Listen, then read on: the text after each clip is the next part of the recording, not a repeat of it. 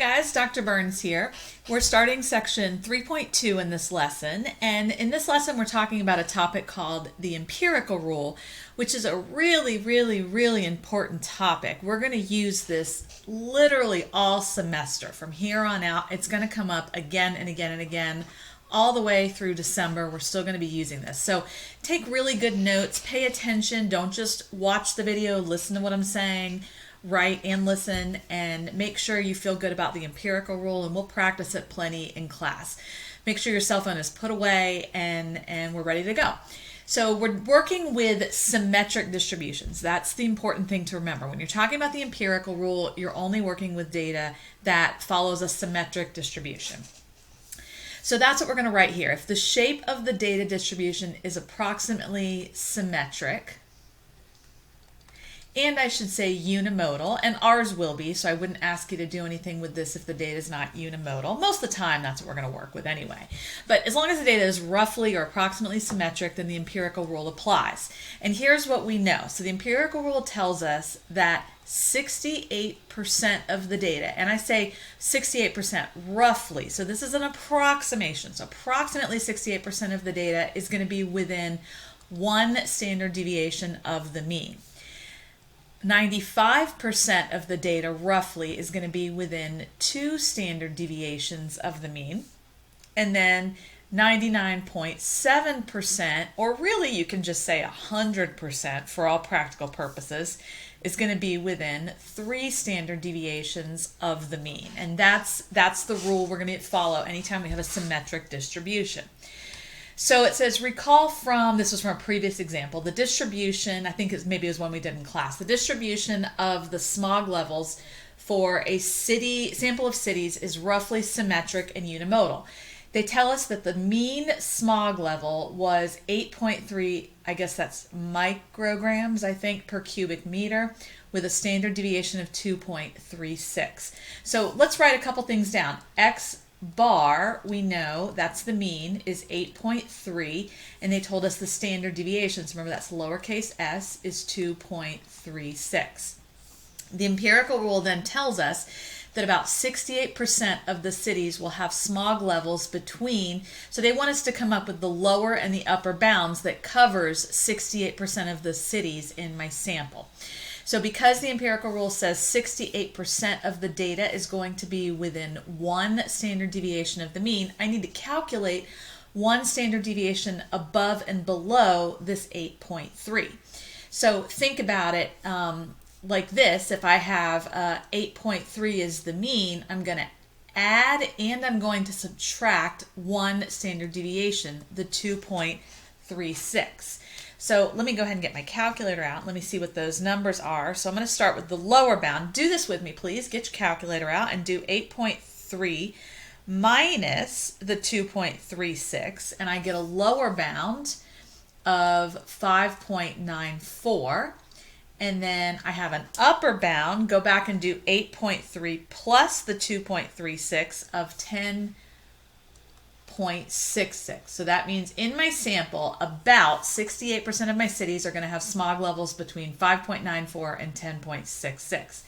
Now for 95%, that means I need to go out two standard deviations from the mean. So I'm going to take those numbers and I'm going to do the same thing. I'm going to subtract, I'm going to start at the 5.94 this time, and I'm going to subtract one standard deviation from that, and I get a lower bound of 3.58. And an upper bound, I'm going to take the 10.66 and I'm going to add one more standard deviation, and I get 13.02. Make sure you see how I did this. I'm actually going to go down to the graph here because I think it's nice if we can visualize this. The dotted line is where the mean would have been. That's the 8.3. So one standard deviation below puts me like right there, and one standard deviation above puts me maybe like right there. If I go out two standard deviations, that puts me down here at 3.58, and then two standard deviations above puts me at 13.02. So taking that 8.3 and you're subtracting two standard deviations below, and you're adding two standard deviations above to get the upper bound. And then almost all of the cities, so basically 100% of them, will have smog levels within 3 standard deviations of the mean. So now I'm going to take that 3.58 that I'm currently at, and I'm going to subtract one more standard deviation, and that puts my lower bound at 1.22. And then my upper bound, 13.02, plus another standard deviation, puts my upper bound at 15.38. So basically my entire distribution is going to be between 1.22 and 15, somewhere up here, 0.38. Now notice there are some cities past that, and that's okay. Those would be definitely considered outliers of some kind, but basically almost all of my data, or almost 100% of it, should be within this boundary. That's 3 standard deviations of the mean. And if this is a little fuzzy, hang in there, you'll get the hang of it. We'll work on this tomorrow in class. Now the next thing I want to talk about are z-scores.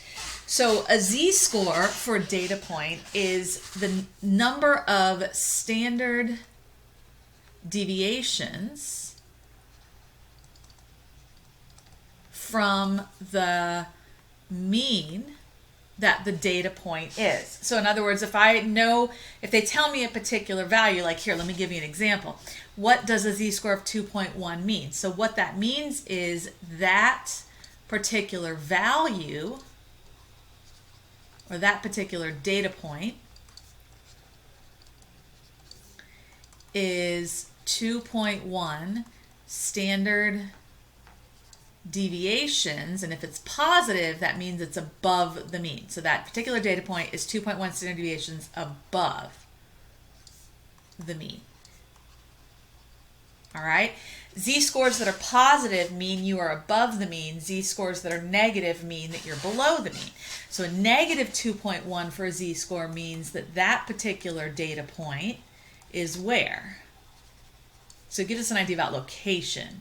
That particular data point is 2.1 standard deviations below the mean.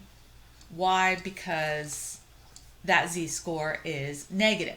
So z-scores give us a way to standardize. It gives us a way to compare different distributions, whereas the mean and the standard deviation may be different for different distributions. I can kind of scale everything to make comparisons using z-scores.